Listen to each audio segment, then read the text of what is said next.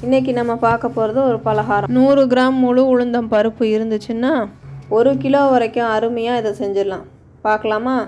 முதல்ல 100 கிராம் அளவு வெள்ளை உளுந்தம் பருப்பை எடுத்துக்கோங்க. அதை நல்லா அலசி களைஞ்சி தண்ணியில் ஊற வைங்க. ஒரு 2 மணி நேரம் ஊறினதுக்கப்புறமா அதை நல்லா மிக்சிலேயோ இல்லை கிரைண்டர்லேயோ தண்ணி விட்டு வெண்ணெய் மாதிரி அரைச்சிக்கோங்க. அதுக்கப்புறமா அதை நல்லா இப்படி ஒரே பக்கமாக ஒரு 10-20 தடவை அடித்து கிண்டுங்க. அப்போ தான் நல்லா வரும் மொதுன்னு. இப்போ இதில் ஒரு 2 டேபிள் ஸ்பூன் அளவுக்கு அரிசி மாவு போட்டுக்கோங்க. கார்ன்ஃப்ளவர் மாவு இருந்தால் அதையும் போட்டுக்கலாம்.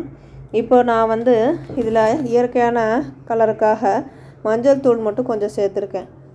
இப்போ இதை ஒரு பிளாஸ்டிக் கவரில் போட்டு இல்லை பால் கவரில் போட்டு அதை அடைச்சி வச்சிடலாம்.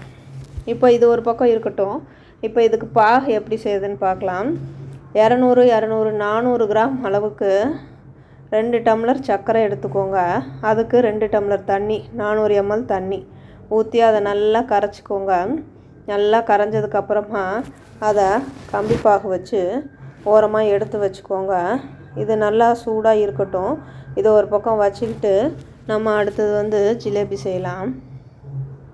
இதில் கொஞ்சமாக ஏலக்காய் தூள் வாசனைக்காக சேர்த்துக்கோங்க. இப்போ உங்கள்கிட்ட ஒரு பணியாரக்கல் இருந்தால் போதும், அருமையாக ஜிலேபி செஞ்சிடலாம். இந்த குழியில் எல்லாத்துலேயும் தேவையான அளவு எண்ணெயை ஊற்றிக்கோங்க பொரிக்கிறதுக்கு. அது காஞ்சதுக்கப்புறமா அதில் இந்த மாவை ஊற்றி புழிஞ்சு விடுங்க. நம்ம மொத்தமாக சட்டியில் ஊற்றும் போது அது பிரிஞ்சு போயிடும். இது குழிக்குள்ளே இருக்கிறதுனால நமக்கு அருமையாக அந்த வடிவம் கிடைக்கும். இப்போ இதை வெந்ததுக்கப்புறம் திருப்பி விடுங்க. நம்ம மஞ்சத்தூள் போட்டிருக்கிறதுனால இதில் நல்ல பொன்னிறமாக வரும். அதை நல்லா இந்த பக்கம் அந்த பக்கம் 2 பக்கமும் திருப்பி விட்டு வேக வச்சு எடுத்துக்கலாம். இது நல்லா பார்க்குறதுக்கே அருமையாக இருக்கும். பொன்னிறமாக முறுமுறுன்னு இருக்கும். இப்போது இதை என்ன பண்ணணும் அப்படின்னு பார்த்தீங்கன்னா, ஏற்கனவே நம்ம தயார் பண்ணி வச்சுருக்கிற சர்க்கரை பாகில் போடணும். அதுவும் வெதுன்னு இருக்குது. இதுவும் பொரிச்சு எடுத்ததும் சூடாக இருக்கும்.